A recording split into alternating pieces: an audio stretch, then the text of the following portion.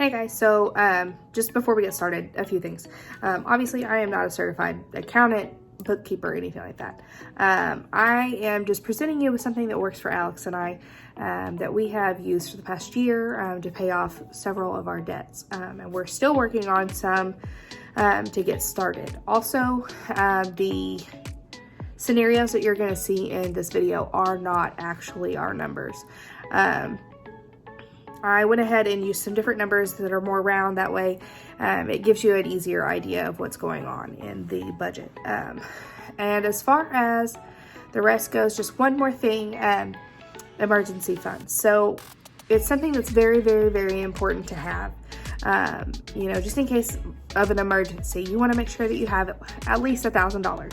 I would say as a good nest egg in case something was to happen. You never know what's going to happen car-wise or medical. You never know. God, I woke up one day and had a kidney stone. Like, I don't ever want to go through that again, but it's something that, you need to prepare for in case something like that happens. And so I always recommend before you start snowballing your debt that you go ahead and get that emergency fund set up, because if not, you're going to put yourself in a bind that you don't want to be pulling yourself out of. But this plan that Alex and I have come up with originated as a plan that I started when I got back on my own in 2019, and then he and I moved in together, and so we just kind of fused our plans together and we made this work. And in the past year, we have paid off not only 4 accounts, but Alex is completely student loan free going forward. So it's a huge deal and it's working for us. And like I said, it works for us. So we want to share it with you in case it would work for you. And if it doesn't, it doesn't. But keep trying to find something that works for you. But there's that. We'll go ahead and get started. Thanks.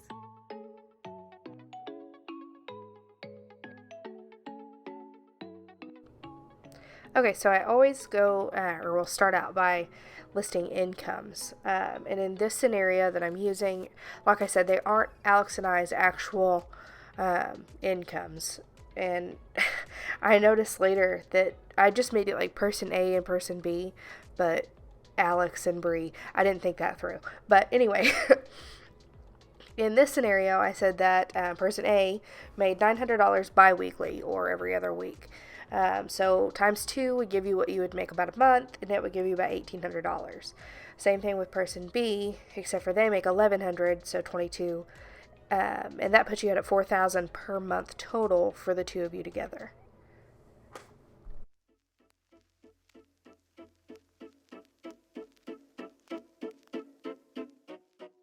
You'll see that I'll start here listing bills. So these are your every month bills, like your rent, your electricity, if you have gas, your internet, any of that stuff that you know is going to come every month. So you know that you're going to have to pay them.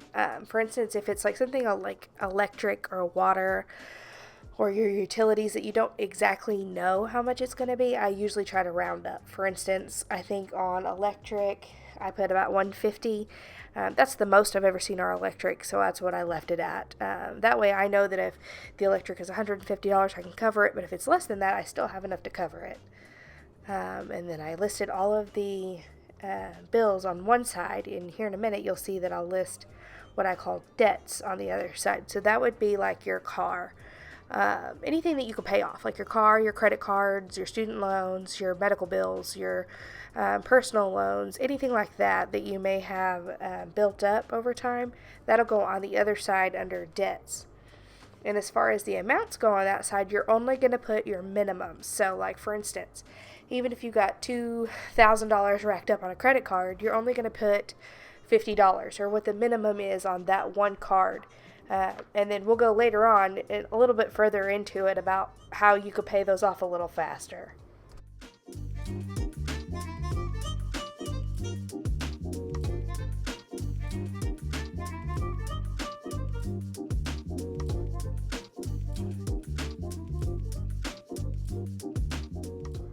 So you'll add all that up, and then underneath that you'll put your savings. that's where you'll want to, start to add up like your emergency fund, or if you're done with your emergency fund, it's a good thing to keep saving where you can.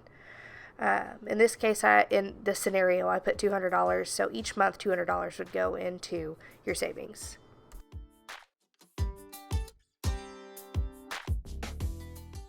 So just for kind of like a recap, you'll list your income, and you'll see I'm pointing at each number. And in total for these two people, it would be $4,000 per month into their account. And then you'll, add up all of your bills and total it at the bottom. Then you'll add up all your debts and total that at the bottom. And then you'll also add in your savings. Because here in a minute, we're going to do a little bit of math and figure out how much you have left over after these things are paid. So it would take care of your bills, your minimum payments, and your savings account. So at this point, you have paid all of your bills and you have nothing to worry about going forward. At least you've made your minimum payments. So you'll see me drop down here. I'll bring down your income, the bills, the debts, and the savings, and then I will subtract the bills, debts, and savings from the income, and it'll show you what you have left to play with from there. And then once I get to that number, I'll kind of explain to you one of the most important parts about this whole plan.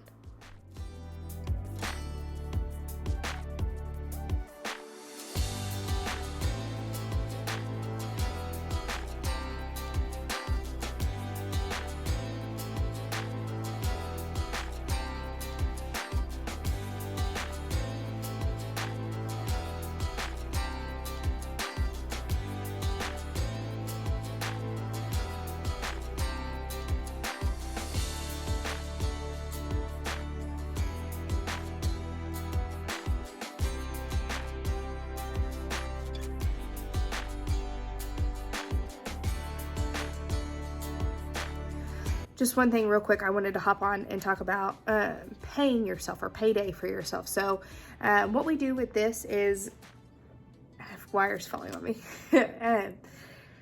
Each time that we get paid, we do put money into our bill account. Alex and I have two separate accounts. So he gets paid in his account, I get paid in in my account, and then we put our bill money, our debt money, and all of that into our bill account, or that's what we call it. It's a bill account. It's just a normal checking account that we put our stuff in there. That way we know that way we're not accidentally spending money that goes to bills, to be frankly honest.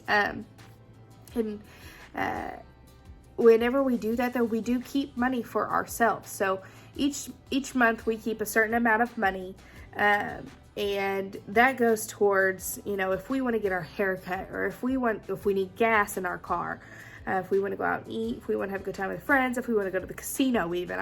Whatever we want to do with that money, that is our money to do with.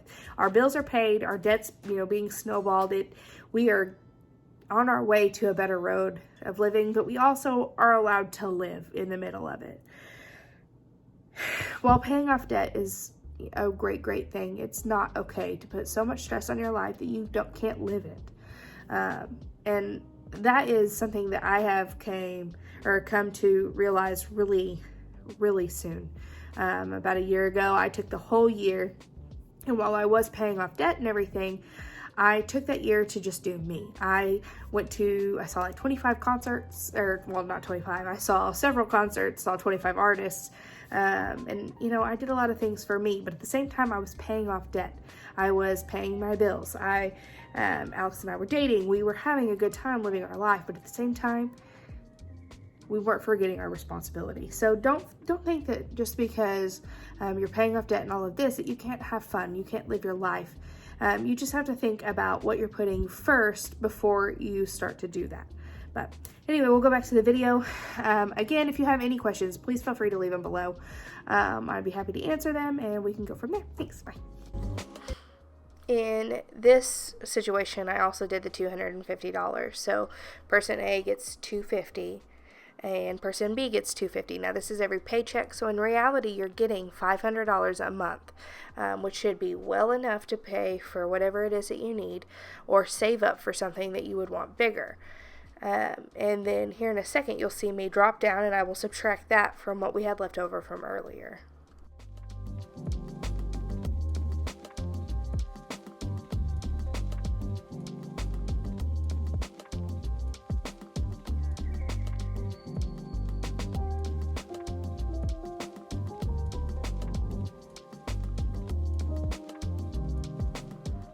So just another recap before we move on.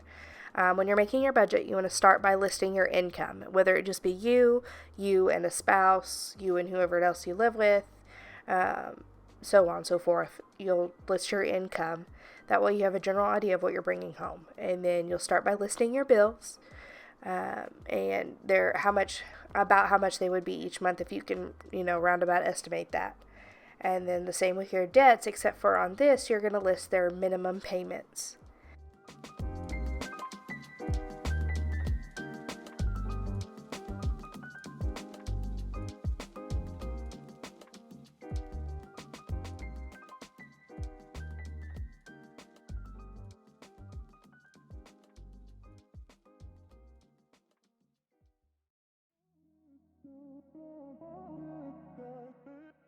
Then you want to move on to your savings, and whatever it is that you choose to put in there, you'll write down here.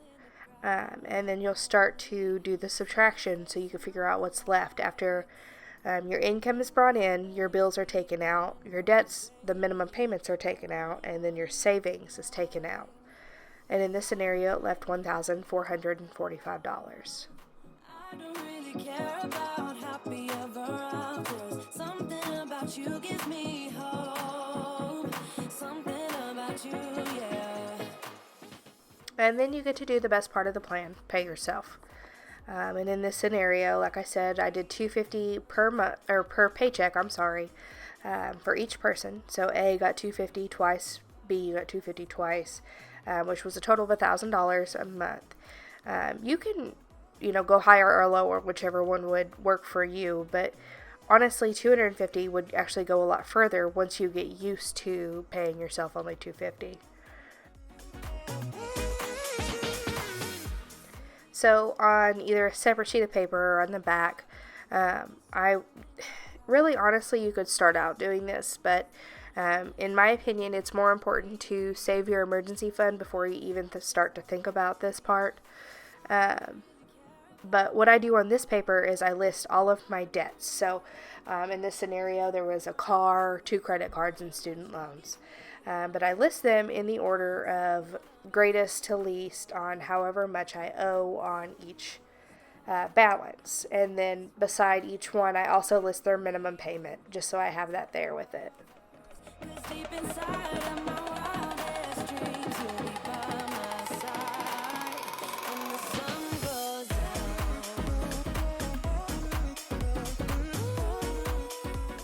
At this point, what you would do is, this is where you would bring over the $445 that you had left over, and you would start to snowball your debts. So starting with the least amount, which on this one was a card of $2,000, you would throw that $445 all onto that card of $2,000. It's a scary way to think about it because it leaves you with a zero balance, technically after everything is said and done. But the faster you pay off your debt and the faster that you get these things taken care of, not only does it help your credit, but it also will give you more financial freedom. So, for instance, once you pay off that $2,000 for that second card, that means that $75 that you're also paying monthly is now freed up. So then you would take the $75 that you had before, add that to the $445, and all of that would be going to the $5,000 until that's paid off. And then once the $5,000 is paid off, it would take everything that you're paying at that point, plus the $50 minimum that you were paying also, and that could go towards the $10,000 student loan that you have going on. Like I said, I know this is a lot to take in, and I know that it can sound scary, but once you get going, I promise you it will almost come natural. Once you pay off your first debt, you're going to be like, all right, I have to do this more. I have to keep going. Once you see how much financial freedom it really gives you, you will commit to making that your goal in the end.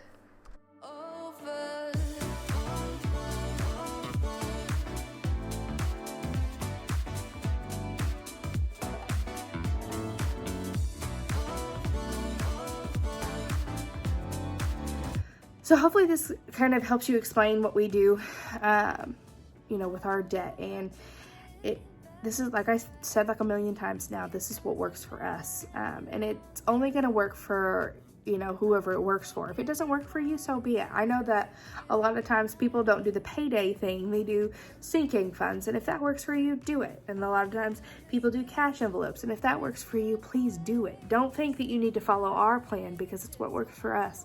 If you have other things that work for you, go for it. There's nothing wrong with the way that people do things that work for them. You know, as long as you're getting to the same goal, it doesn't matter which road you take. But if you don't already, like and subscribe down below. Thumbs up this video. If you have any comments or questions, feel free to leave them below. And I'll see you in the next video. Thanks. Bye.